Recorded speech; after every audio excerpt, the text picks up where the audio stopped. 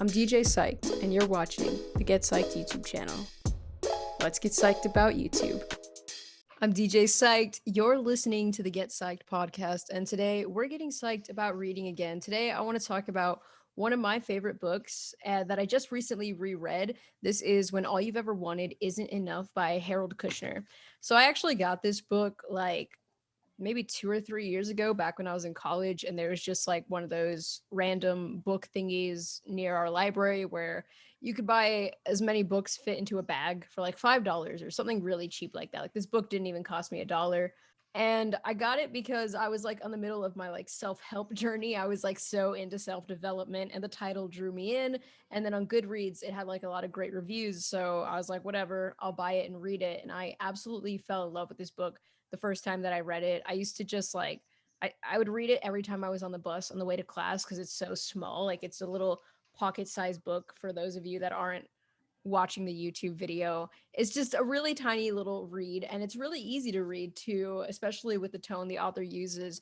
And this year, I just kind of decided that I want to try and reread some of my favorite books so that I can see if they still hold up, because I was at like the peak of my self-development phase when I read a lot of these books.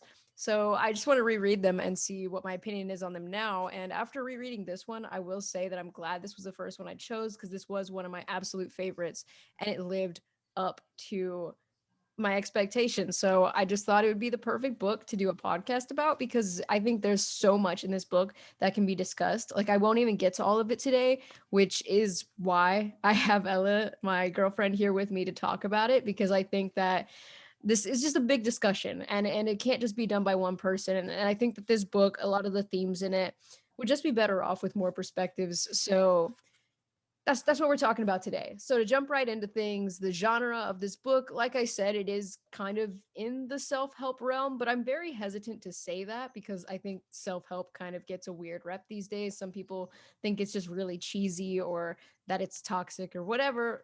Self-help just has a weird connotation to it. So I'll just say like it is a positive book about like living a meaningful life. And I think a search for meaning is a better description than saying self-help as far as what this book is. It's also kind of like Harold Kushner's experiences. Harold Kushner is an older person now. He's lived through life and he's kind of just talking about what he learned through his journey of growing up. So I wouldn't really think of it more of self-help as like, it feels like really good advice coming from like a parent who just really cares about you. And it's nonfiction, of course. This is all based on true events. It's all about life. It's all about the journey of life.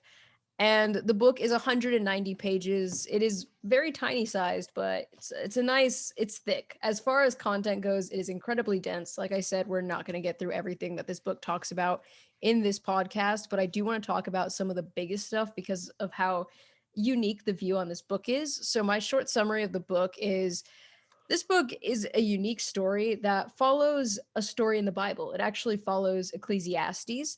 And I grew up like in church, like a lot of people did, but I didn't really know much about Ecclesiastes. But he lays out a lot of, not the story of Ecclesiastes. It's not like you're going to be walked through the Bible, but the lessons that Ecclesiastes learns and how Ecclesiastes' life changed him, like how he started out being this rich dude who was all about money and stuff. And then he felt like life had absolutely no meaning. And when you read through Ecclesiastes, it can sound really bitter and angry sometimes because Ecclesiastes is just like, why, God? Like, I had fame and riches, and then I followed your word. And no matter what I did, I felt like my life didn't have meaning. And he uses Ecclesiastes story in the Bible to explain a lot of his points, which I think just makes this book really interesting and unique because it's so many perspectives. You're getting Harold Kushner's life, a story of someone long ago who was Ecclesiastes long ago. And then he also talks about colleagues, people in politics, people that he's seen. So you're getting like this book that just, to me, what I really love about it is that it's timeless. This book was published in 1987. So it's definitely an older book, but what's interesting about it is he goes all the way back to Ecclesiastes, then he's talking about his life.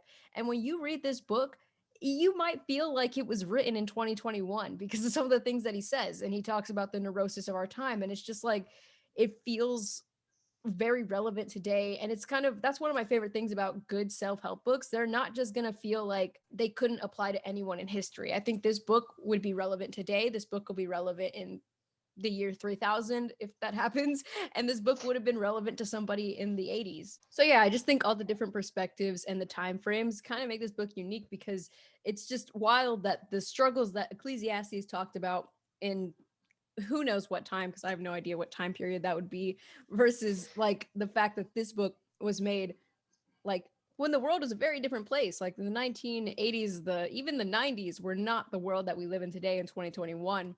Before we were born, both of us.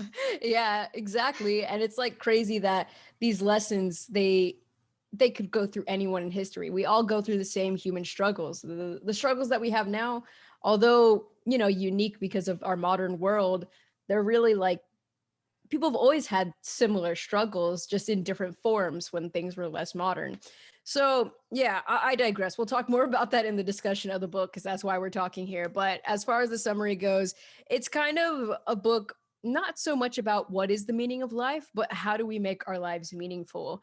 And just as the title says, it kind of is a guide to, what do you do when you realize that all you've ever wanted isn't enough. And I think it's just a very relevant book for somebody our age and somebody older, because I think when you're like a kid, you're not really thinking about the meaning of life so much. You're not thinking about like, you dream big. I dreamed big for so long. As a kid, I always imagined myself being like a total rock star, like I'm going to be famous rock star on the road. But now that I've Oh my gotten older, goodness. yeah, I think my whole perspective on life has changed. I think we all go through this. When you get to a certain age, you really start to realize that maybe your dream isn't what you want now. Now that you're an adult, maybe your dream isn't the life you want. Maybe you were chasing child things. I don't know. But that's why I like this book, because I think it's a guide for anyone who's ever felt this way, right? What do you do when you graduate college and you realize graduating college didn't change your life? And I'm Mhm. adding Yeah. myself there because Yeah. I always told myself in college, I was like, I'm gonna be so happy when I graduate. Like all life's gonna be like, I can't wait to graduate. And then I graduated and I was like, oh God, it didn't get better on its own. Yeah.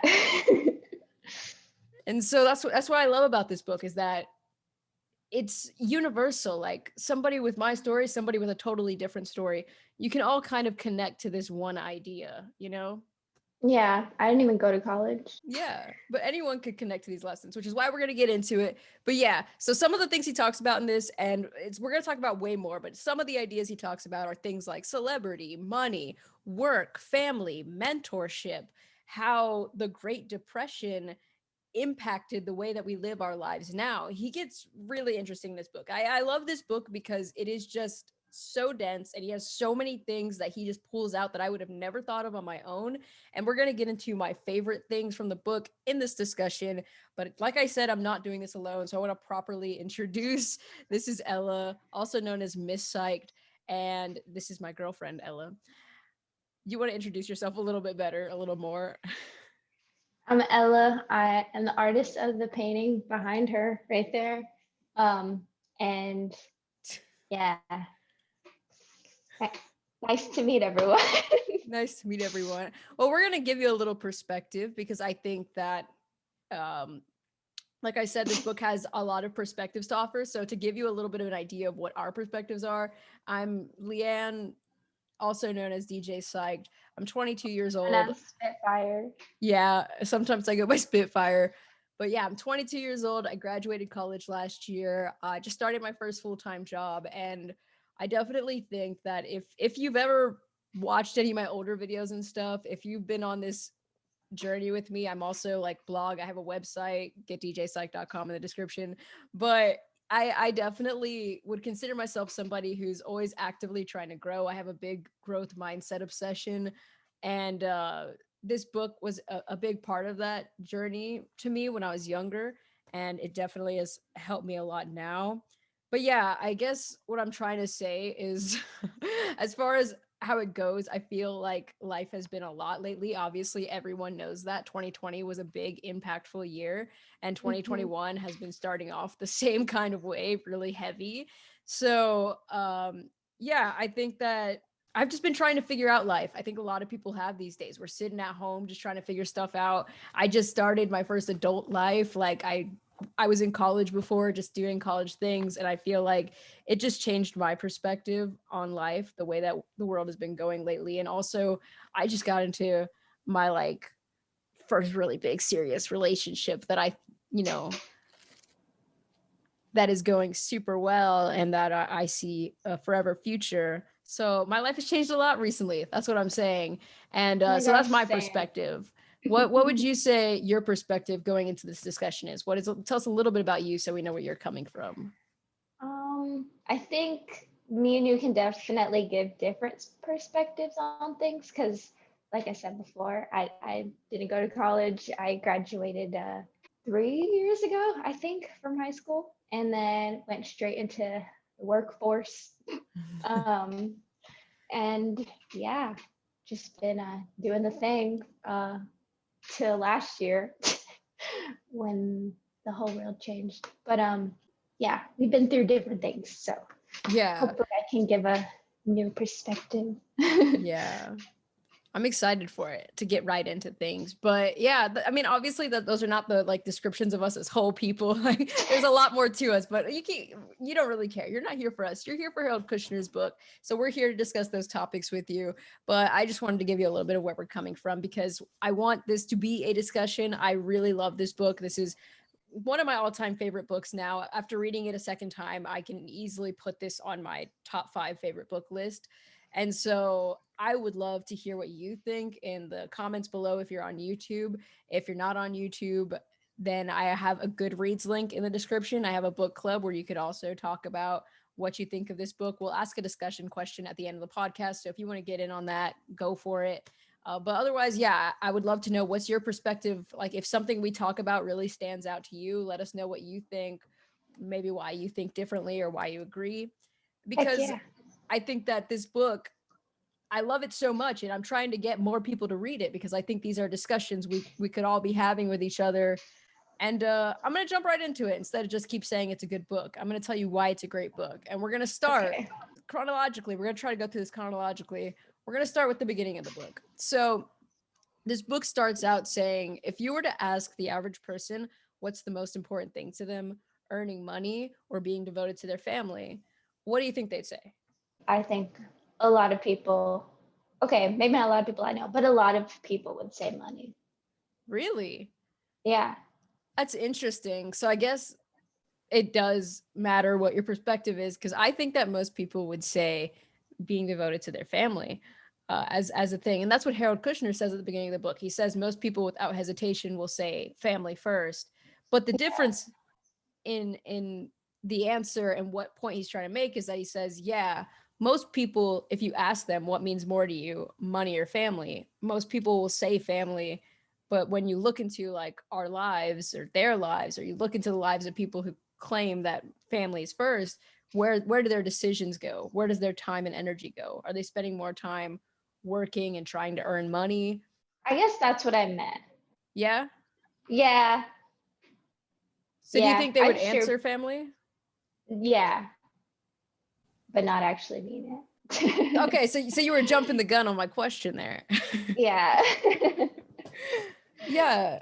And I think that's a very fair observation. I think most people would agree that people want to say my family comes first, you know? Mhm. Things go above money, things go, I mean, not things. Family goes above money, people go above material possessions, but a lot of the times what we say and what we live, they don't really line up. Yeah. And that's very common. Like when you ask somebody, you know, whose opinion do you care more about, your family and your friends or strangers? You know, no one's going to say I care more about what strangers think about me. But Hmm. then how many people would, you know, scold their child or hit them in public if they embarrass them?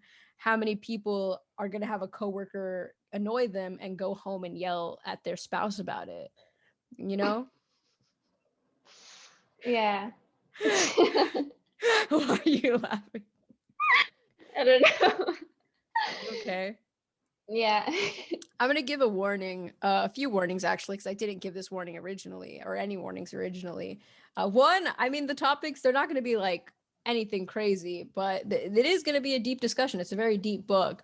but also it is rooted in religion. This book, Harold Kushner uses, like I said, Ecclesiastes to talk about things. But I do think that whether you subscribe to religion, believe in religion, or you're not really for like any religion, I think everyone could gain value from this book. So I think that the discussion points, they're mostly geared towards just everyday life things. I'm not really talking about it entirely from the religious perspective, but I will bring the religious perspective into it for anyone who's interested, because I myself personally did find the religious aspect of this very helpful and beneficial in how I viewed it. But if you don't want the religious aspect, I think you could still gain a lot of value from the discussion. And I do think, yeah, I just wanted to say that for, because I want to be inclusive for everyone on my channel. So that's my warnings on the book. It is going to be kind of deep and heavy, but take with it as you will if you'd like to hear about our discussions. But yeah, I think Also, spoilers.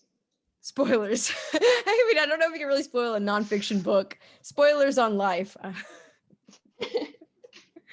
But yeah, he opens the book with this statement, not to be like pretentious. I mean, I know some people do get like, some people aren't really big fan of self-help because they're like, I mean, we all get it, okay, money's not the answer, blah blah, but it's real. Like, it's very easy to understand these concepts and to say like, my family and friends come first, not money. Or, of course I care about my family instead of just random strangers and stuff. But a lot of the times we kind of have this cognitive dissonance where we're living Yes. not according to our values. Yeah, I And that's, definitely agree. you do. Yes, 100%.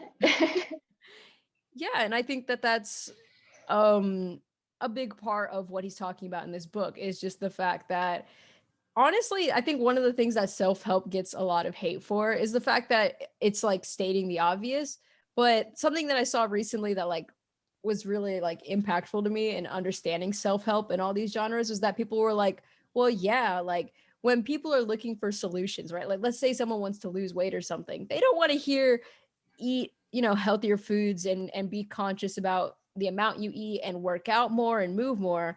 Even though they know that's the answer, they're just like, well, that's the obvious answer. It's like everyone knows what to do, but who Yeah. is anyone doing it? Yeah, and I think that a lot of people are like maybe like scared or like I don't know, don't want to get any deeper than how they have to already. They're just, you know, they can survive. They're not, dying, so it's like it's none of my business. Spoiler Yeah. alert on what's gonna come in this. But yeah, that's a big part of this. But he starts out the book very abstract because he kind of just wants to hook you in, but he gets way deeper. Like I'm telling you, I wasn't expecting a lot of this. But where he's coming with these questions, the point he's trying to make is that he says, when you ask people what do they want out of life, one of the most common thing you'll hear from people is, I just want to be happy. It's such a thing. I used to say that all the time. Like when people are like, what are you going to be when you grow up? I just want to be happy. A lot of people say that. I just want to be happy, as if You. happiness is some end goal that you attain, as if happiness is something that you have to work towards. You can't just be inherently happy. And he talks about how like people will buy books and they'll attend classes and they'll try self-development things. Like they'll just go on this whole journey trying to find happiness. But still, a lot of people don't find that happiness in doing those things. Mhm. So then he gets into this quote, and it's by Oscar Wilde. Oscar Wilde said, there are two tragedies in life: not getting what you want and getting what you want. What do you think of that quote, just hearing it? Maybe is it like saying that like working towards something in and of itself can be something that can like, I don't know, make you happy. And then a lot of times once you get there, wherever that is, like you said, like graduating college and stuff, and then you think like, oh, it's gonna be this amazing thing, and then it's like not an amazing transformation and you feel the same that day as you did the day before. That's like Yeah. the same thing as not getting what you want. Wow, I'm so smart. Yeah. Yeah, I think that's definitely like a big part of it. And what what I got out of it when I read it was mostly that what he talks about in the book too is that Oscar Wilde is trying to warn us about something. He's saying this thing you're trying to achieve is not going to bring you the happiness that you expect it to. We're unhappy when we don't get what we want, but nothing hurts more than getting what you want and realizing it doesn't satisfy that need inside of you. It's like when you Yeah. go online and you buy something and you're like, I can't wait for this package to come. Oh my gosh, this thing is going to change my life. And you're excited for about 17 minutes before you're like, okay, well, there goes $40 and that didn't really Yeah. satisfy me. Yeah. And at least like, I don't know, like when you don't get what you want, at least you like can be like, dang, let me try to work to get towards that or something like that. But once you get what you want, then it's like, well, what next? What do I do now? Exactly. And he talks about this. So that's a great example. He talks about this guy who went off to Hollywood and he said he had three dreams: to see his name in lights, it was something crazy, like see his name in lights, have certain amount of money or a car or something, like some possession, and then like sleep with the prettiest ladies, something like that. Like just very material, like big, like, oh, wow, that would make me so happy. He achieved all of those things. And then he was like, well, now what? Like you said, like what do you do when you get everything you want? What comes next? What do you do? And so he talks about how money and power don't satisfy the soul. And my favorite portion of this book, which is also something that is talked about in another book that I really love called Man's Search for Meaning, is he says the general neurosis of our time is that feeling like we are senseless and have emptiness in our lives. Like the general neurosis of our time is the lack of feeling meaningful in this life. hmm Do you agree with that? I think it definitely can be true. I mean, I know that sometimes, I might be calling you out here, but sometimes you, I mean, me too, obviously. We work 9 to 5 jobs. Sometimes it sucks to like come home and then be tired and then have all these things we want to do, but then we also just want to hang out and relax.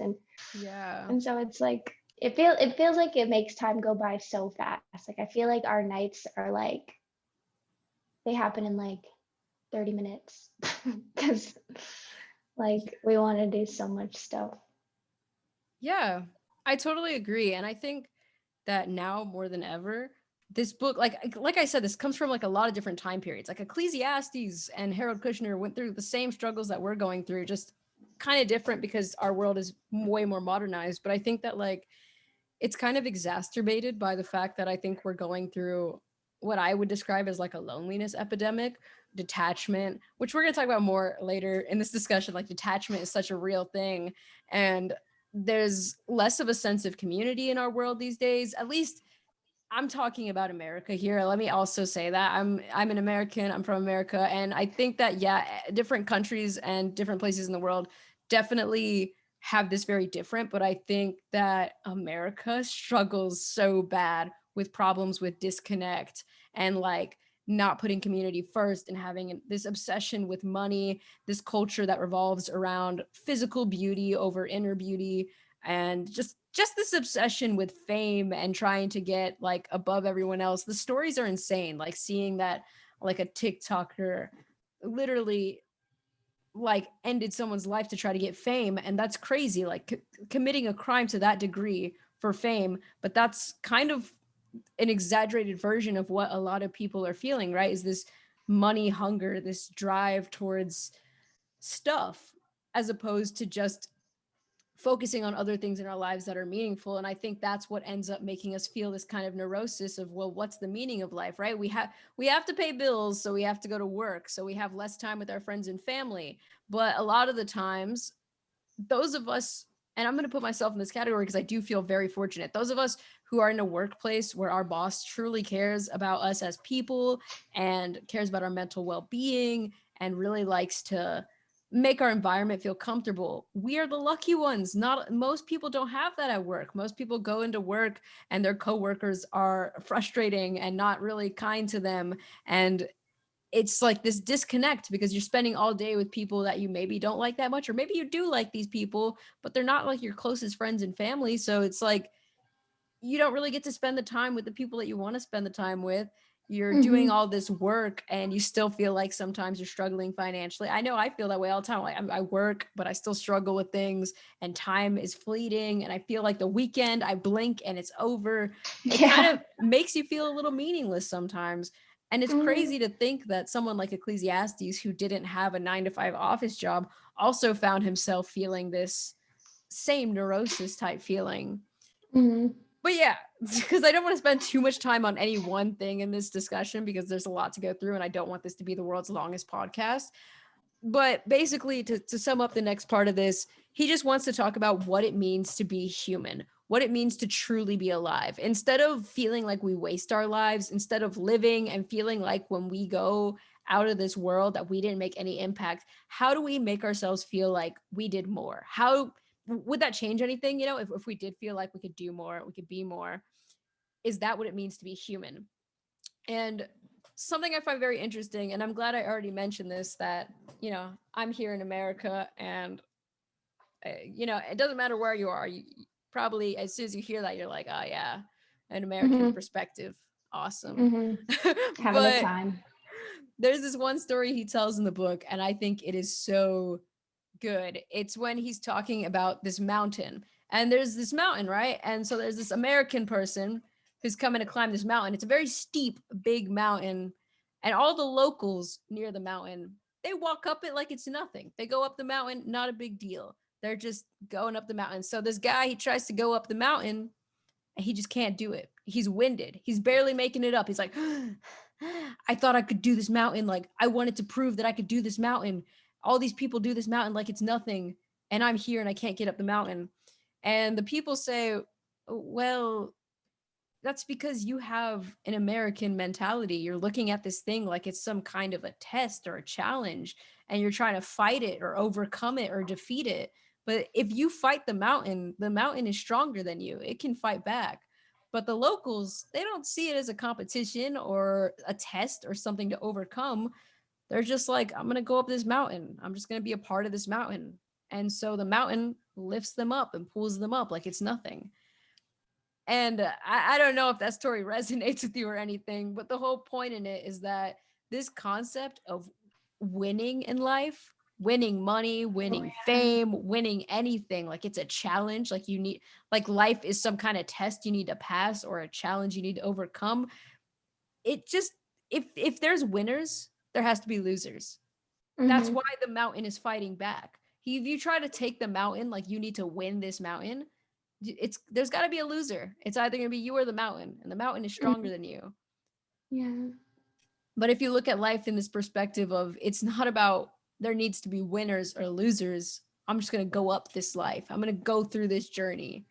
You're Mm-hmm. not going to feel so much resistance. Yeah. I Does think that a make more lot. sense now?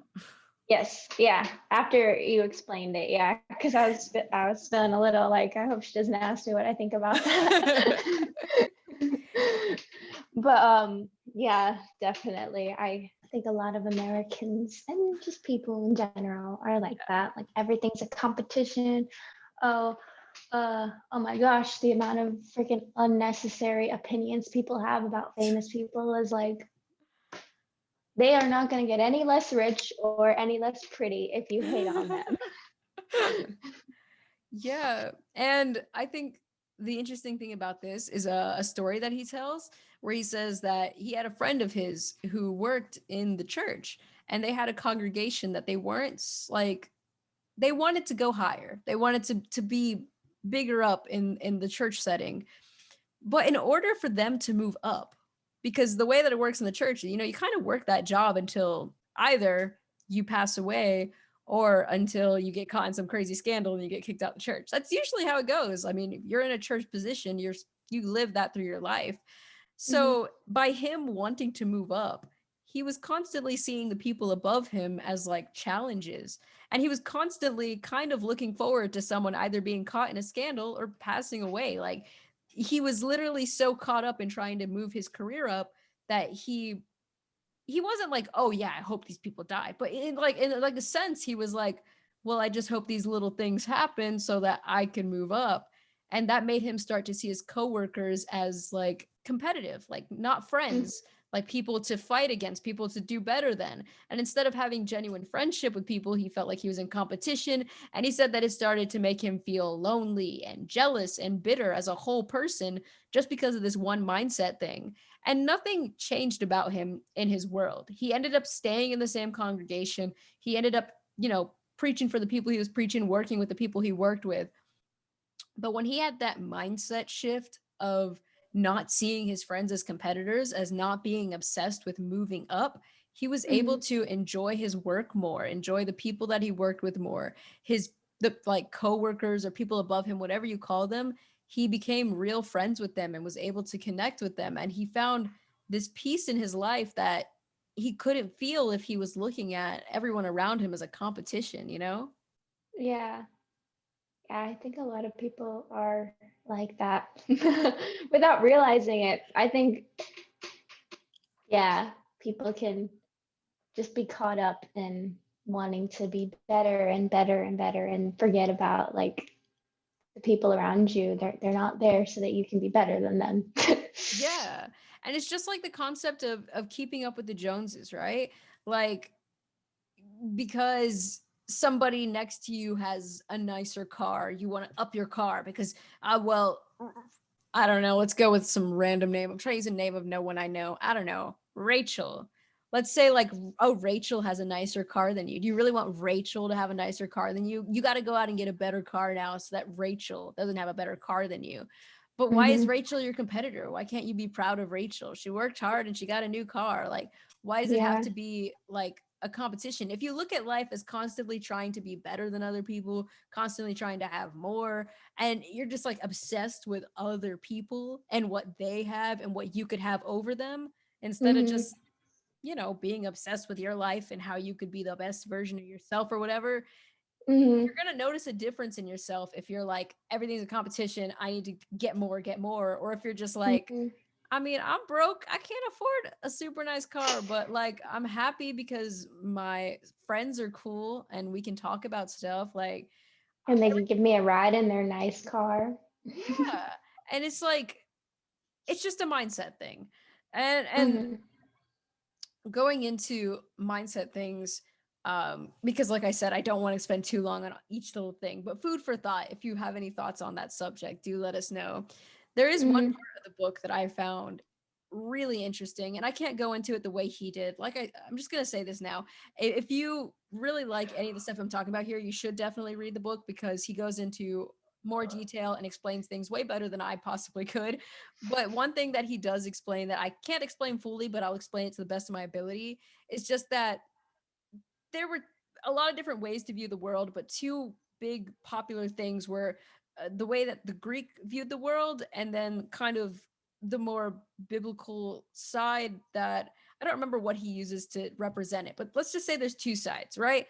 So in the Greek side, he said there was this inherited love of pleasure, and then there's this biblical side that feels a lot of guilt. I'm going to use the word guilt. That's the best word I can come up with for this. So he says, we have these two sides of us that are fighting ourselves, right? Because one part of us, because of the way that the world started, feels that we should enjoy pleasures, like it's kind of like YOLO. Like, what? We only live once. I'm going to enjoy everything that the world has to offer. But then there's this other part of us that often feels like we have to be very reserved. We can't do the wrong things. We want to make sure that we're doing things correctly. And it's just like, Hmm. it's like we all have this like conservative side to us, but then we all have this like wild party side.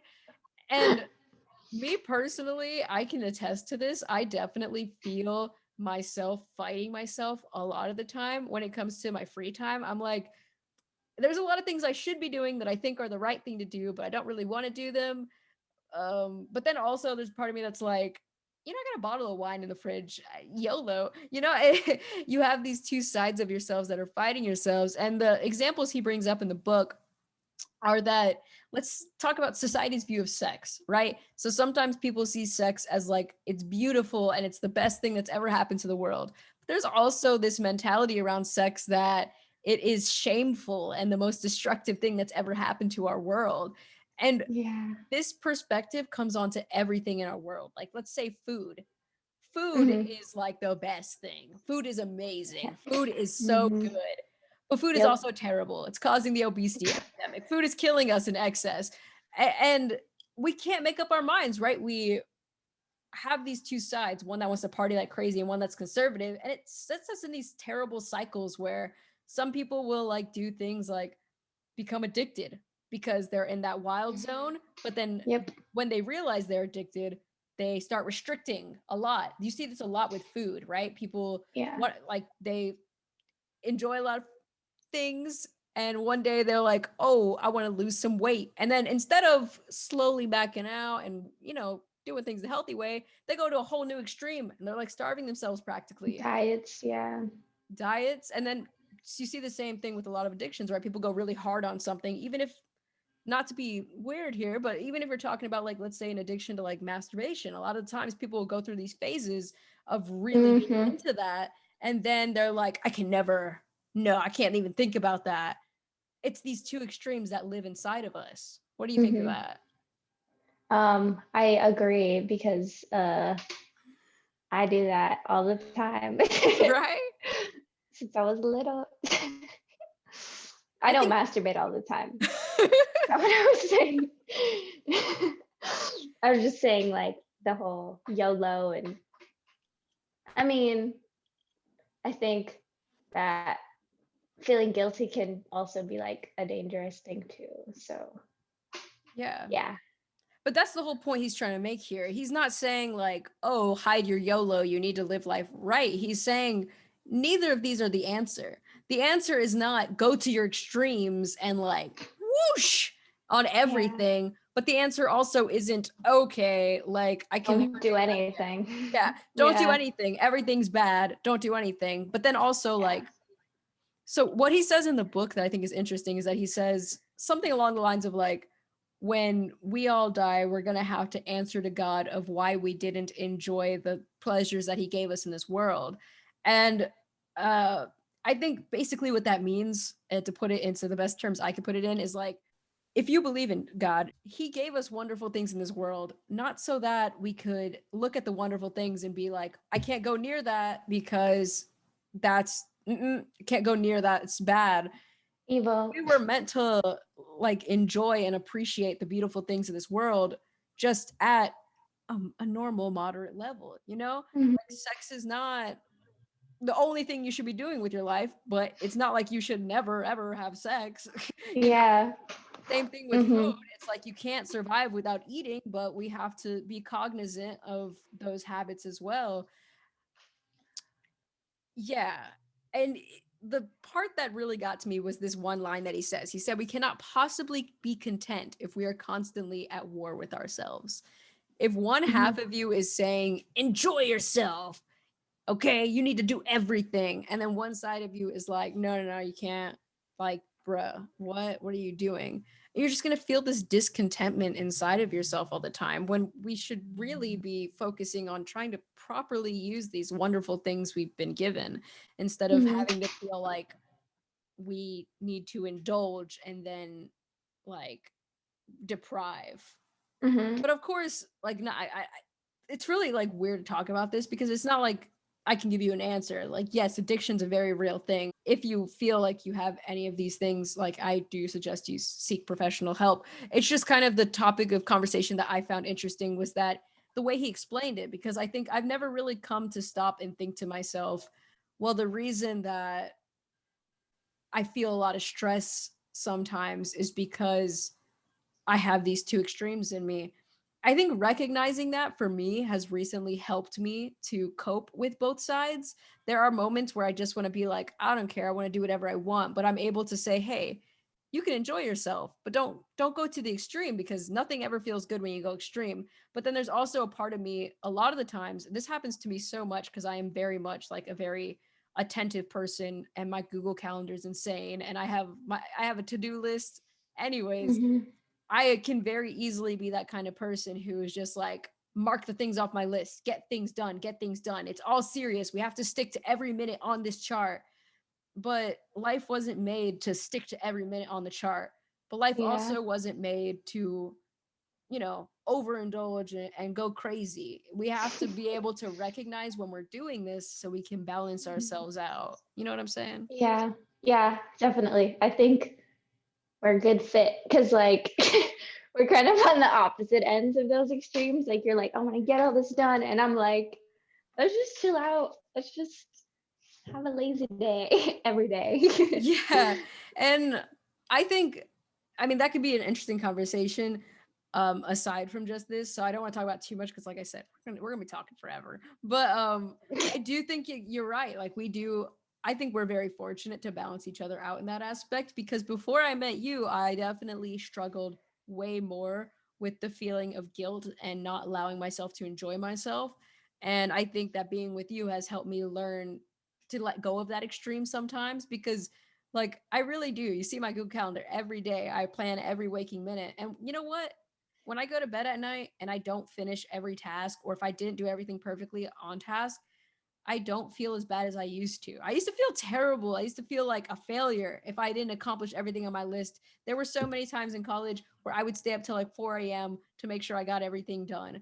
But these Yeah, because you days, have so many things on your list. yeah, but these days I like give myself grace. Like I don't get things done today. Like I try to like focus on this is what I did get done and I took Mhm, time to rest and take care of myself and I spoke to my family and took care of my life as opposed mhm. to just this constant need to get things done but not really do anything. And I do think that sometimes I appreciate your chill, but there are sometimes I'm like, we have had this thing on our to-do list for 2 weeks now. Can we get through it? So I think we do balance each other out in that way. But what I think is important and something that this book really helps is that you should be able to work on these things and we should want to work on these things on our own. It is great to have people in our lives that support us in our growth and that can help us with these things. So like I think we definitely do a good job of helping each other grow.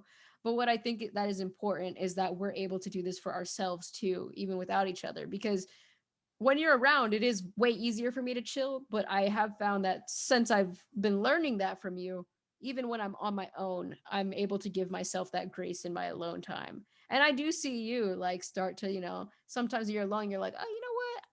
I'm gonna do this thing now because I have the time and I'm gonna do it. So I do think that the importance of understanding this difference between this extreme of wanting to do a bunch and not letting yourself do anything is to just be able to call yourself out when one side is trying to take over the other because it's all about balancing Mhm. these two parts of ourselves. We shouldn't be like chilling 24/7, but we also shouldn't be like type A stressing about everything and never letting ourselves chill. Life is about that balance. Yeah, I agree. Balance is key. That Yes. was Mrs. Spitfire. And this next topic, since that was one big one, this next one is also a huge one. So we can't spend forever on this, but it definitely goes into what we were just talking about. There is a very true fear of intimacy in the world these days. And one thing that he says in this book that really sticks out, and I know he said it to stick out, he said 20 years ago, detachment and the inability to feel were signs of schizophrenia. But these days, detachment and the inability to feel is usually most people's coping mechanism to deal with all of the things that are happening in the world. And I think this is where we can bring into the conversation all the other aspects of life. Like, yeah, it's been hard. 2020 has been difficult. A lot of things are being thrown our way. The world is Mhm. changing.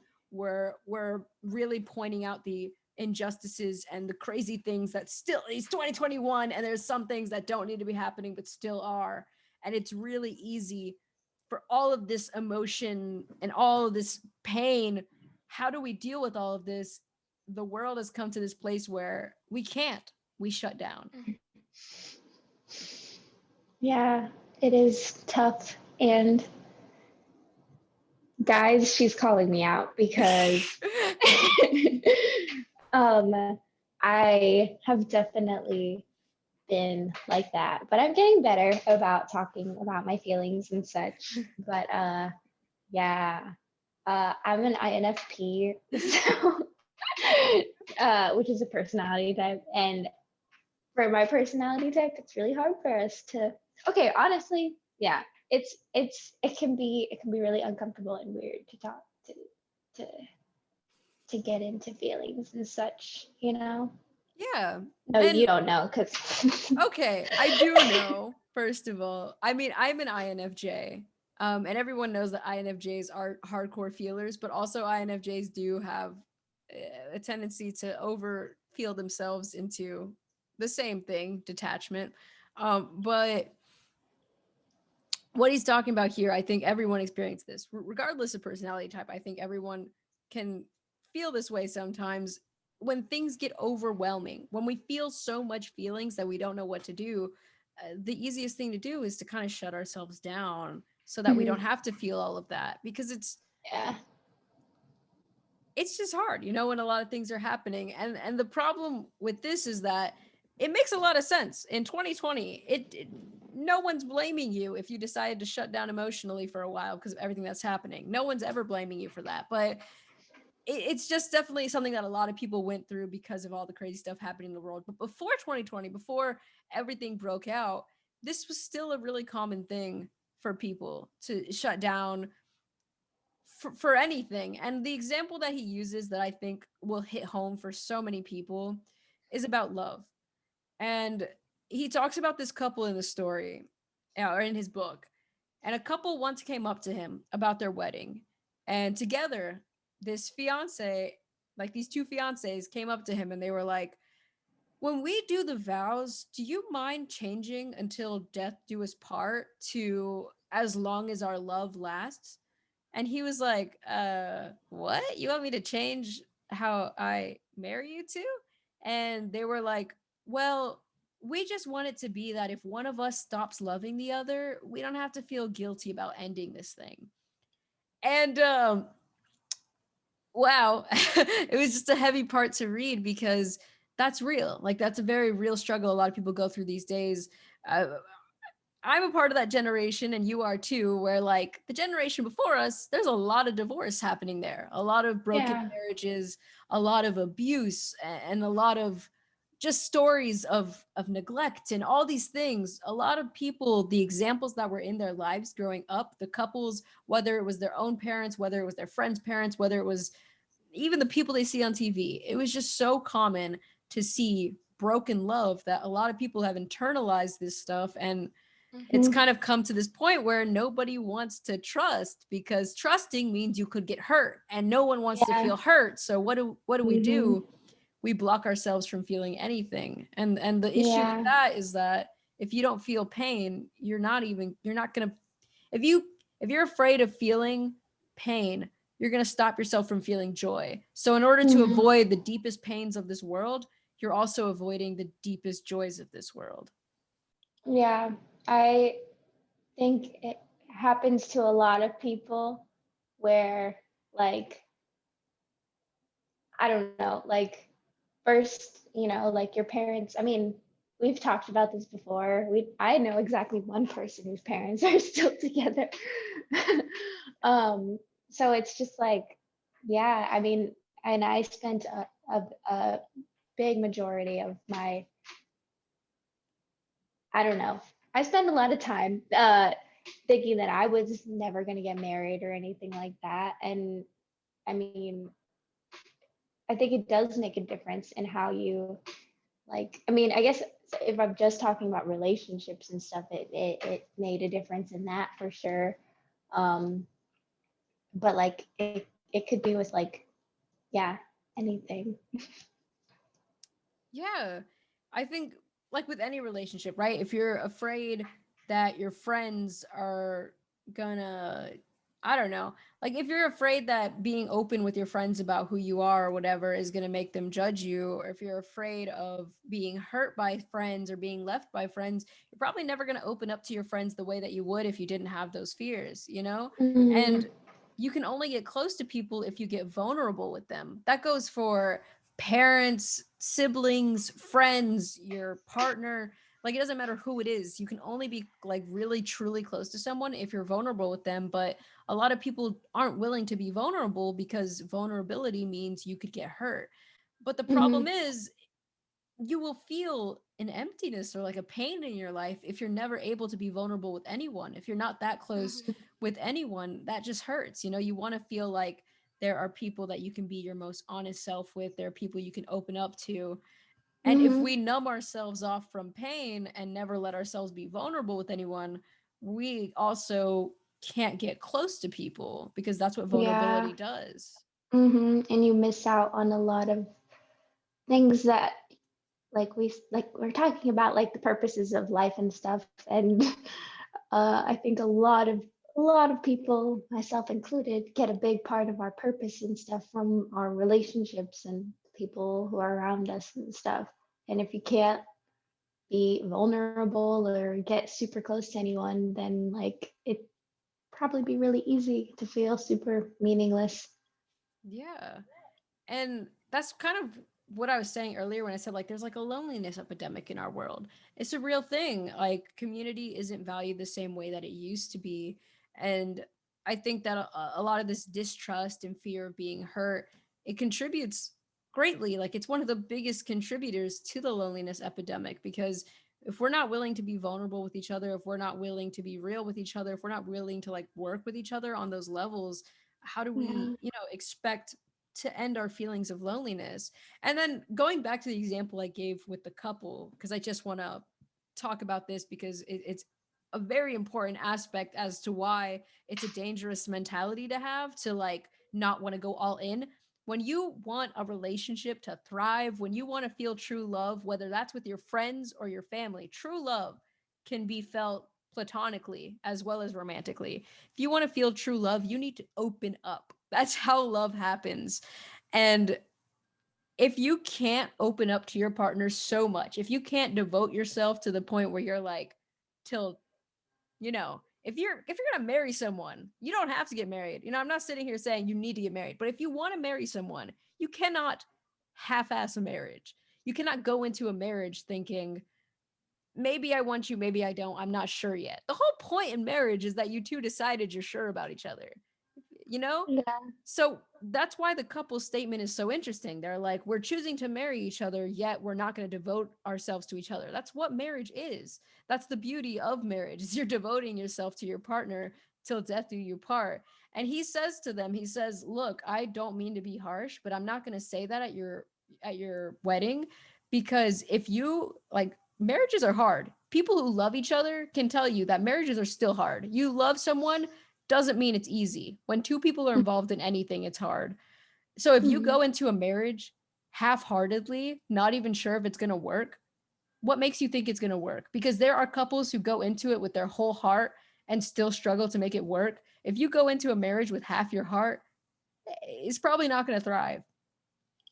And so that's just kind of what happens when we don't, this feeling of not being able to open up. It ends up becoming this thing where you won't feel the same strength in a relationship that you should, whether it's a marriage or a friendship. If you are closing yourself off and not willing to commit yourself to a person, not willing to open up to a person, not willing to be vulnerable to a person, the odds of you having meaningful lifelong relationships are just going to be lower. Mhm. Anyways, yeah. I just have a lot to say about that because it is kind of a painful thing to see, and I see it a lot, and I've done it before in my life too. Like there were definitely, and I'm just gonna be real here because I think that the only way to talk about a book like this, and Harold Kushner does it a lot in the book, he talks about his own life, and the only way to talk about these things and be a real person is to talk about your experience with them. And I mean, I've gotten my heart broken before, and I can definitely tell you that I went through a phase of being bitter and shutting myself off because it hurt, right? It hurt to get your heart broken. So, in order to avoid that, I didn't let myself be vulnerable for ages. And I'm not going to say I was never happy during that time period. That's traumatic. I had happy moments, but since I've been in a relationship with you, I finally opened myself up fully to someone again in a way I wouldn't have imagined when I was being really bitter. And I think that it's a joy I wasn't experiencing all those years of just being like, uh, I'm tough. I'm cool. I went to the gym all the time. I was getting some mean muscles. I don't have quite as much muscle anymore, but you know what I do Yes, she have? does. You know what I do have? I have this feeling of wow, I'm actually being myself with someone and it feels good to not be numbing myself out because all I was doing was trying not to get hurt again. And I can be honest about that. Like, it's hard to say, it's kind of awkward to say publicly, but like, after getting hurt, I didn't want to get hurt again. I tried not to get too close to people. I got hurt by a lot of people in college, and it made me not want to be close to people for a long time. But I will say that there were some people that I gave a chance to. You and my friend Adrian, I'll definitely say is someone who I like let myself be very vulnerable with. And it's both of these relationships have worked out great for me. Like I have a really great friend who I love talking to, and I have you and I have a lot of friends that didn't hurt me. And it's easy to let the people who do hurt you and the people who have made your life hard to be like, I want to shut myself down emotionally because I don't want to feel that pain.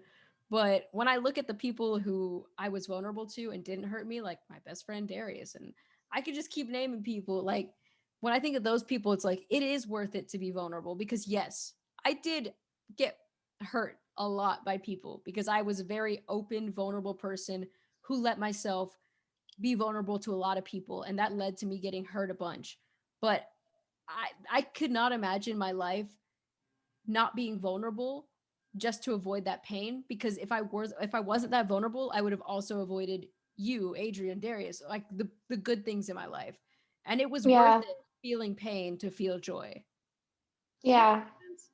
It does make a lot of sense because, this is where like I think we, balance each other out too. Because like I'm not gonna say that I've been like hurt by a bunch of people, but I do know that like for a while, like I think like most of like my high school and probably like what made me like my high school experience not very fun was that I don't know why, but I was terrified of being hurt by like friends. I didn't want anybody to like talk shit about me or like go behind my back and do anything. And I like didn't make any friends, like not very many. And I think that if I would have gone through my early teenage years with a different mindset that like not every teenager is mean. I thought everybody was out to get me and like I think I missed out on that stuff that you're saying that like you were vulnerable with people and some people did hurt you but a lot of people you got like lifelong friends from that and I'm not going to say and I mean that in high school I did make some good friends too like I wasn't completely not talking to anyone but I think it would have been completely different if I would have done things differently and been more vulnerable with people because if you would have seen me in high school, you would have thought that I went through some shit, which I didn't. I was just scared of people. Yeah. Yeah. Yeah. And I can definitely attest to that too. Like in my own life, like I said, there were periods of time in my life where I was less vulnerable because I had been hurt and decided that it was better to not be vulnerable and not get hurt than to be vulnerable and to feel those hurts. But I think, you know, I've come to a point in my life where I think I'm starting to see that that's just not how I want to do it anymore because I did that too, like in a lot of different time periods in my life, like kind of just out of fear of being hurt, wasn't really trying to talk to anyone. Like even very recently, I would say like I was struggling when I first graduated from college. I don't know why I couldn't think of college. I was struggling when I first graduated from college, and it kind of kept me from really reaching out to people or talking to that many people. And I started to feel really lonely and isolated. And it was weird for me because I was very used to being like around a lot of people and close to a lot of people. But actually, okay, wait, this is not a therapy session, so I'm not going to go into it too much. But when this pandemic started, I actually had two people very close to me hurt me, really, really close people. And those two experiences left me not feeling like I could trust anyone. And you could attest to this. For the longest time, I felt like you were the only person I could trust. And I think that was not very healthy for me as a person or for our relationship.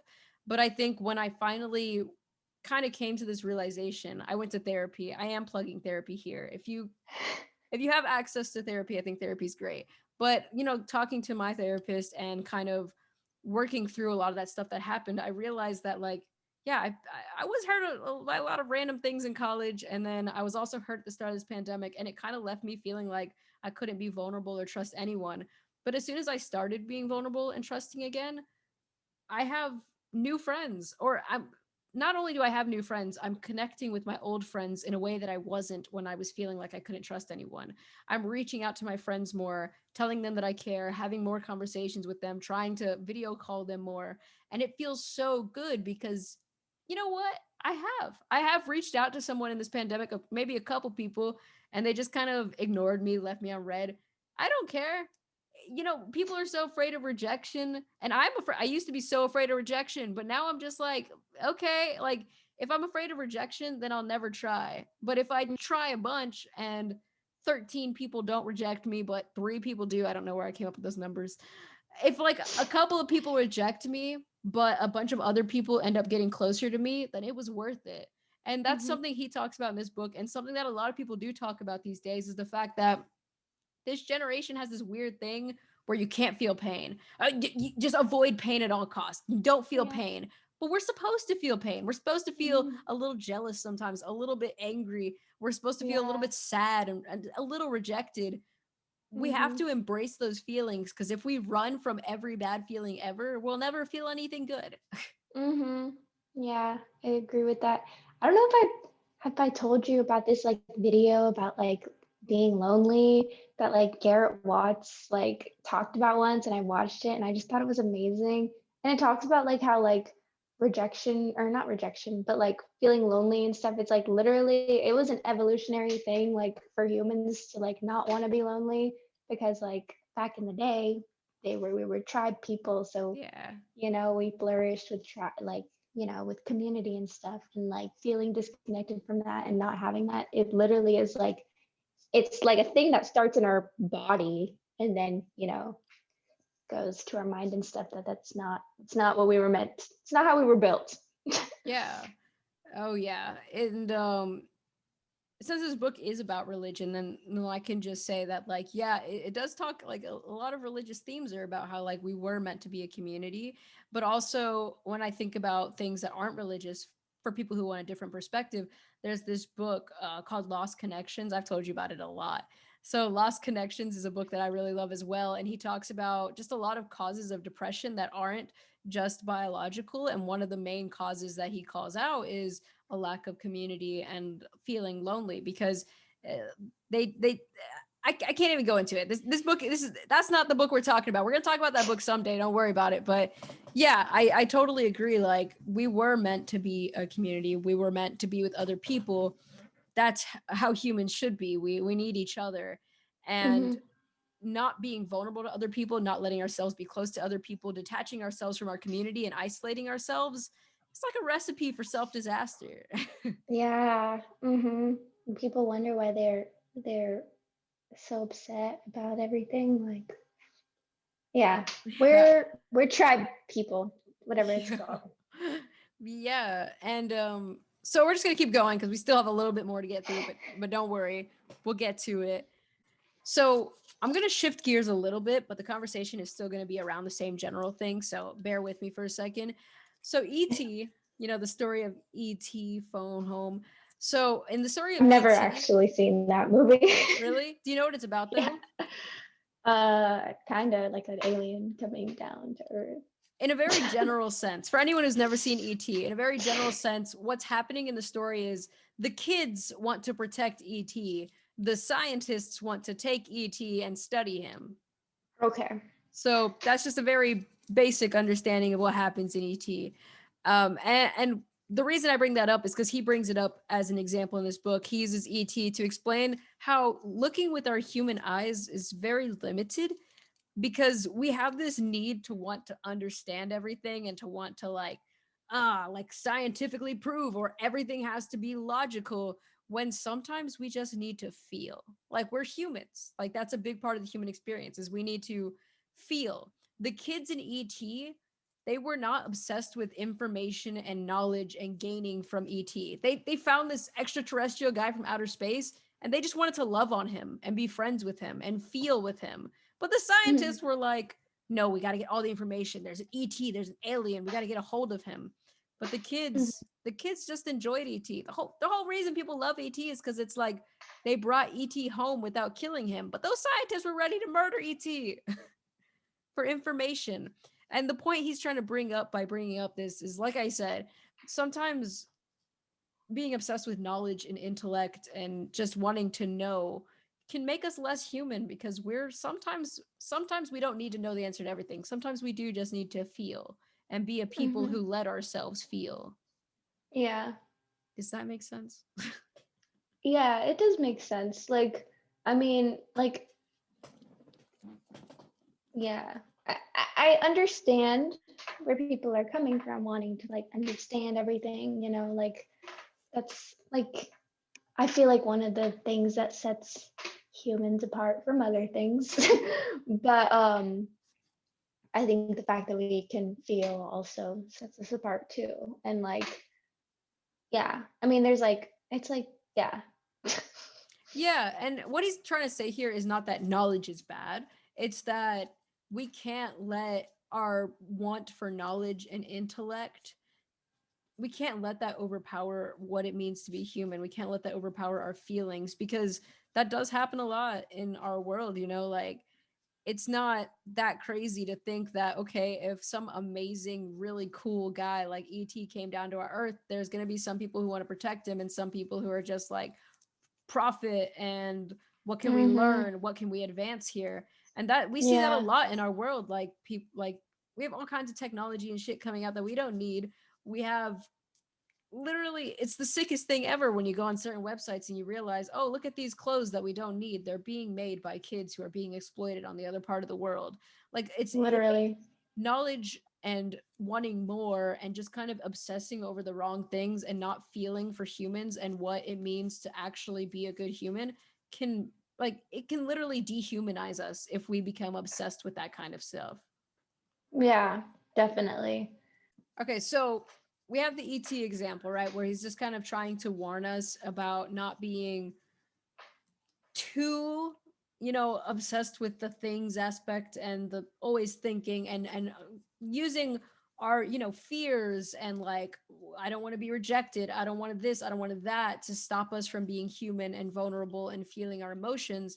And something interesting that he brings up in this book is how, because like you said, like with the Garrett Watts video, a lot of this stuff, like you can look at our past and see where it's coming from. Well, this mentality of I need to fend for me and I need to protect me, it actually is very evolutionary as well. And something that you can link it to heavily is the Great Depression. And he talks about how during the Great Depression, life changed for everyone. I mean, back during the Great Depression, I'm reading right now The Green Mile by Stephen King. And this book also took place during the Great Depression. And something he talks about in the book, The Green Mile, is he's always saying, like, yeah, I don't like my job. He works on death row. He's like, I don't particularly love my job, but I can't leave my job. Nobody during the Great Depression, he says in the book, nobody in the Great Depression is going to leave a job if it's stable, because that is more than most people have. In the Great Mm-hmm. Depression, people were not like, oh, let me get a different job because I don't like this one. People were like, I have a job, I need to keep it. Mm-hmm. The struggle was real. The struggle is real still now, and we're feeling literally like we're going through what feels like the start of a Great Depression because of this pandemic. I mean, people are losing their jobs. It's way harder to get work these days, Mm-hmm. and the Great Depression was the first. Great Depression was the last time in history we saw something like this really spark, and it went huge. And because people, like, resources were scarce, work was scarce, it no longer was the old mentality way of things of like, well, you have all this leeway and you just take care of your family. This was when you can get work. If you can get work, get work. If you can get work, do Mm-hmm. whatever you need to do to work. You got to get a Yeah. job, you got to pay your bills. Money Mm-hmm. changed so much. This was when, okay, it's not 9 to 5, it's 9 to 6, it's 9 to 7, it's 9 to 8. There are people Yeah. who work Mm-hmm. 9 to 9, 12 plus hours a day. And Mm-hmm. this was when 40 hours used to be like the maximum work week. No, most people work more than 40 hours these days. And when this stuff started happening, when the world started changing and the mentality around money and the Great Depression made people feel this scarcity, it made people feel like I got to look out for me. Mm-hmm. And it closed off our communityness because it no longer became we're this world of people trying to work together for this better goal. It's I need to pay my rent today. I don't care what Mm-hmm. happens to the person next to me. It's about Survival me. of the fittest. Yeah. Survival of the wealthiest. And it's crazy how that, I mean, when was the Great Depression? Like I don't know. Oh, I wish I knew history more. maybe like 100 years ago. I don't know. I feel like 1920s. I don't know for sure. Maybe. But it's crazy that something that long ago like affects us so much now. Like even like me who like I mean, I've only been living on my own for like a year-ish. But like I have so many times felt like, oh my gosh, like how like am I gonna, especially, I mean, when I first moved out, I was so scared. I was like, I'm not gonna make it. I'm not gonna be able to pay everything I need to. So terrified. Yeah. But like, I'm fine. I made it. Yeah, and so that brings up an interesting topic because what I wanted to talk about was like how it kind of it can dehumanize us, this new way of life, because what happens is like we said earlier, life shouldn't be a competition. It shouldn't be about winning because if somebody wins, somebody needs to lose. But Hmm. this like I need to take care of myself mentality, somehow it went from, you know, I need to take care of myself, I need to take care of my family, to like greed. It became like a greedy thing. Like people who have enough just want more. And Hmm. people who don't have enough are fighting to make ends meet. And it becomes this imbalance in society that actually, in the end, I think has just made us really inhumane because Hmm. I see like there's celebrities and rich, all kinds of rich people who are rich for nothing. They don't need to be rich. And they're not doing anything to help the problems of the world, the homelessness Yeah. and the Hmm. people who like literally have nothing and are just trying to take care of their family. Yeah. And it's just kind of like this great imbalance is being exacerbated by Hmm. this feeling, this need to fend for ourselves. It started out innocent, I just need to take care of my family, and it turned Yeah. into this greedy need to always want more, to always want excess, to Hmm. always want more if you have more, and to keep other people down so that you can stay up. Yeah. And I don't know, this reminds me of like discussions I used to have like in school, like about like how the American dream has like changed and all. Like it used to be like, oh, I want to, um, just go to my job, come back, and be able to give my kids and family, a full meal so they don't go hungry. Like that used to be the American dream, just like regular stuff. And now it's like, oh, I want 5 cars, a mansion, and a beach house and a house in the mountains too. And like I understand wanting like more for like wanting to be able to give more for to your like kids than what like your parents could. I get that, you want to do better for them. um Not that like our parents suck or anything, but like I get that whole kind of thing. But I just feel like exploiting other people probably isn't a good way. Like I feel like you know, we like I understand wanting more, but we don't need to give our kids like the entire world, because then what's everybody else gonna have? Like there obviously is, an imbalance in like freaking the wealth distributed. Like that's when it's like so excessive where it's like, oh yeah, my kid is gonna inherit $1 billion. Like what is your kid gonna do with $1 billion? Please tell me. Yeah, and that can become a whole nother discussion, which I am looking at the time now, and I'm just gonna have to say that we're gonna have to do a part 2 to this later because we're our discussion has totally like shifted from everything in the book to just being more of like what we're thinking on top of it, which is good. but I just think we're gonna have to end up doing a part 2 later. So I just want to say that now, because yeah, we're not gonna get through all of my notes I have still, because I still have a lot of things that I want to talk about in this book. But I do like this discussion, so I just want to keep it going until we finish up here. But I totally agree that like it kind of has gone too extreme. I think that that's what I would say. Like you said, like there's that wanting to do better for your family, wanting to do better for the people after you, but then there's also this, trying to find out the best way to put it. It's Mhm. like we keep saying, it's about like something more has to matter. That's what he's trying to say in this book. When all you've ever wanted isn't enough, it shouldn't be about stuff, but it's become about stuff.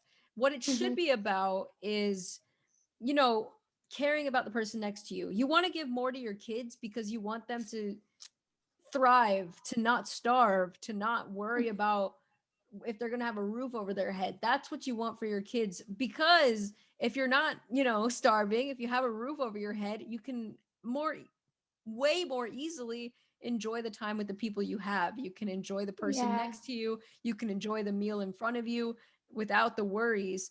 But what happens when that shifts into I need more stuff, I need more acquiring, you're no longer Mhm. obsessed with taking care of your family. You're obsessed with obtaining things. You're obsessed with obtaining money. You're obsessed with obtaining status. And the sad thing that happens when that shift happens, when you go from, I just want to give them all that they need, or I want to give my life and my family and my friends all that they need so that we can thrive together. When it becomes, I want all this stuff and I want to get all this stuff for all these people, now you're like focusing on the stuff.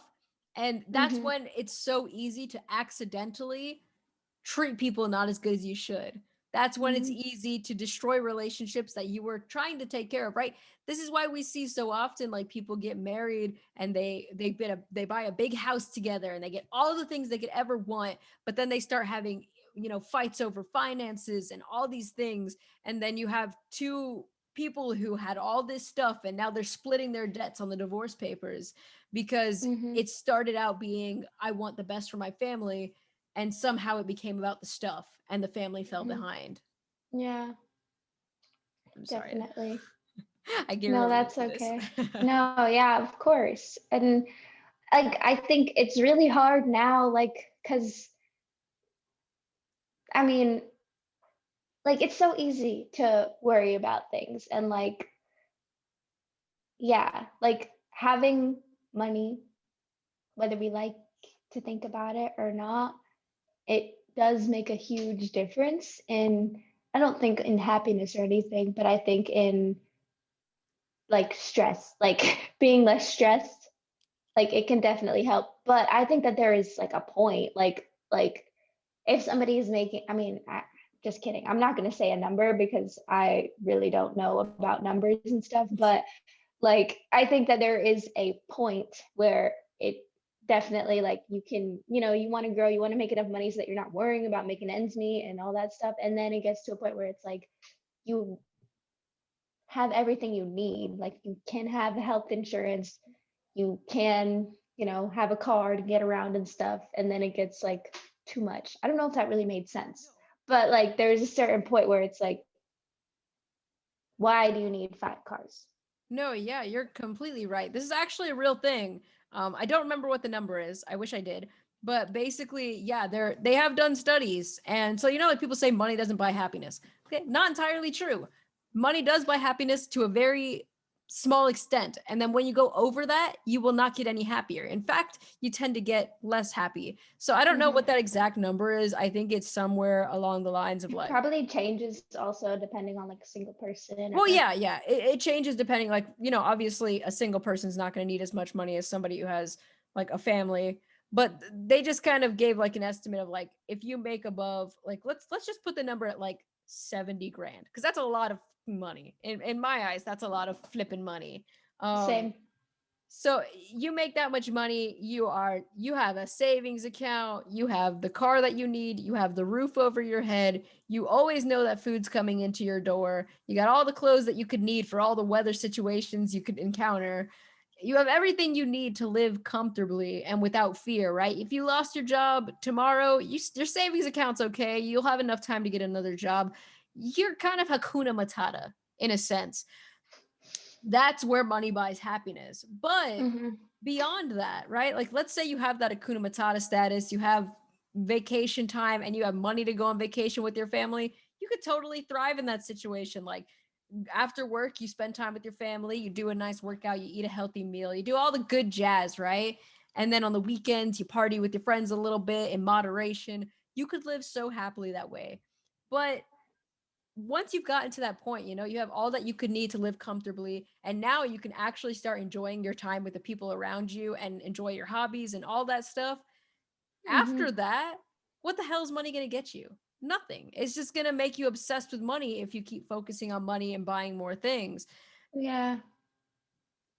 Anyways, yeah, we could go on with this discussion forever, but I do think we've been talking for quite a while about this, so when I edit it, it's gonna be a good while. But I think we should both kind of give some kind of final remarks and what we think. And yes, there will be a part 2 to this, but the Get Psyched podcast is currently a monthly thing, so we'll see you next month. But Um. you have any last words or thoughts to give on the matter? Uh. Yeah. Okay. How about you go? Okay. No. No. No. I'll go first. Then you can go. Um. Yeah. Don't let money be your end goal or whatever, because you won't find happiness. Okay. Also, I have a question for people. Um, Yeah. what what gives you meaning What gives you meaning? in life? Yeah, What do you wake up and look forward to? that's a Food good for thought question. question. Yeah. It's food for thought. Yeah, What's your answer? my answer, Yeah. what gives me meaning, what wakes me up. Yeah.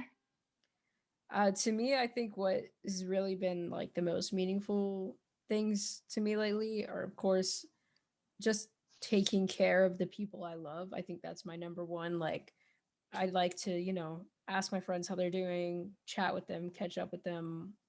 Like, I think I just love people and I love like being close to people and checking up on people and having discussions with people. Like, that's why I do this podcast. That's why I say, I don't know if I say it in the intro or the outro, but I say, like, let's get psyched together. Like, it's best when done together.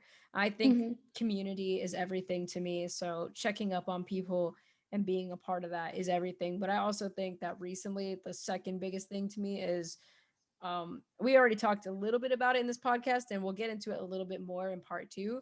It's just that I think that there are a lot of injustices and things in this world that I just don't agree with. And I think being outspoken about them and really trying to also do stuff, like just actually do stuff in my day-to-day life to try to make the small differences that I can, um, kind of drives me, because I'm like, if I could help one person today, that's one more person in the world that could get impacted. And if I could do one thing to make my community better, that's one more thing that's been done. And we'll talk about this more in the next one, but just to give a little teaser, because this is one part of the book that I absolutely love. He talks about how, what's stronger, water or a rock? Is one droplet of water stronger than a rock? No, right? Mm-mm. So you can't, like, one droplet of water is not going to break a rock. But what happens when there's a river flowing and there's like a rock settlement nearby? Over years and years, the rock's going to erode, right? Mm-hmm. No individual water droplet is stronger than a rock, but Mm-hmm. enough water droplets over a period of time is going to erode that rock away, and the water's going to win. The rock's not going to win, the water's going to win. And we can think of ourselves as like little water droplets. Maybe what I'm doing right now is not going to break the rock of injustices in the world. Maybe it's not going to completely alter the course of history in my lifetime, but what I do can contribute to that effort to tear down that rock. And that's Mm-hmm. kind of what drives me in the morning, is to think, maybe I don't have to feel hopeless. I don't feel hopeless. I truly believe that if I can make a small difference in my life, in my family and friends' life, and in my community, that I'm contributing to an effort that a lot of people are making. And together over a few generations, we can make a difference.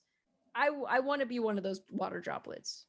One water droplet's not going to break the rock, but I think that me, you, anyone listening that wants to try to make a difference in this world and tries, sometimes it's easy to feel hopeless and wake up in the morning and be like, why do I do this? But remind yourself that maybe your water droplet isn't going to break the rock, but all of ours together, it's going to beat the rock one day. Whenever you say The Rock, I just think about like the actor The Rock. Okay. Wayne. Me says something very deep and motivational. You comes in with The Rock right after. No, but I like that metaphor. I guess. I don't know. Just something he said in the book. He said in the book. I can't say it was my idea. It was his. Quote and figure of speech. I like that a lot. Yeah. So that's kind of my final words. Do you have anything else you want to say? Do you want to answer your question? I mean, it's the same, people. I thought you were gonna be cute and say me, but I'll be cute and say you. I'm just kidding. Oh my gosh. I mean, of course, I said the people I love in my life, so that definitely includes you. All right. Me? Aww. Yes. So sweet. That's why we do this podcast. Let's get psyched about these things together, because I truly believe that we can make a difference in this world. I like to think about this stuff because it's good food for thought. It helps, improving your life. I think that the more I kind of like think about these things and I'm like, what do I really care about? I ask myself that question a lot. You don't even understand so much through my day-to-day life, making decisions. I'm like, what do I actually care about? What impact do I actually want to make? And it really helps when you're making decisions to go through the lens of, in the grand scheme of things, what actually matters to me. And so that's kind of what I'm talking about here with this book. That's what Harold Kushner is talking about. What really matters to you? What kind of difference do you want to make in this world? What's the meaning? That's not what the whole book's about. You really got to read this book. I mean, it's a book all about life. So honestly, it's very hard to keep this conversation linear because you can talk about all kinds of things in life. Also, I have ADHD and that probably shows through in the way I talk about things. So yeah, I could never make this make sense the way I want it to. But I think it makes sense. For all intents and purposes, I hope you got something out of listening to this podcast. And I hope you're as excited for part 2 as I am, because I absolutely love this book. It's usually pretty cheap. You can find this book used because it's a really old book. I don't know, $5 or so. It's definitely worth the investment. This is an investment because it's a good book. So I don't know why I'm trying to sell you this book. It's a great book. If you want to read it so we can discuss it, do so. So that's it. Thank you for listening. 10:30 p.m. on a weeknight. Sorry. Okay. Now everyone knows it's 10:30 p.m. We haven't had dinner yet, so we're gonna eat dinner. But thank you so much for listening. But also thank you, Miss Psyched, for joining me again and having this discussion. Looking forward to finishing this with you another time. Because as you pointed out, it's 10:30 p.m. and we need to eat dinner. So thank you so much for listening. If you made it this far, then yeah, answer Ella's question. What's your meaningful thing? What gets you up in the morning? And also let me know if anything that we talked about sparked any thoughts to you. If you have a different perspective on something, is there something that we said that you feel differently about or that you agree with? Definitely let me know. Cause like I said, this is like one of my absolute favorite books and I could talk about this stuff all day. I talk about it all day to myself in my head. So thank you so much for listening. We like to get psyched together. Yes, we do. We love to get psyched together. So get psyched with us. And until next time, stay psyched. Stay psyched. Thank you so much for listening.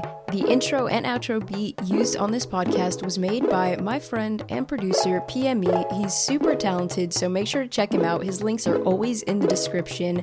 And as always, let me know what you're getting psyched about. I do this podcast because I think getting psyched is done best when we do it together. So please let me know. And until next time, stay psyched.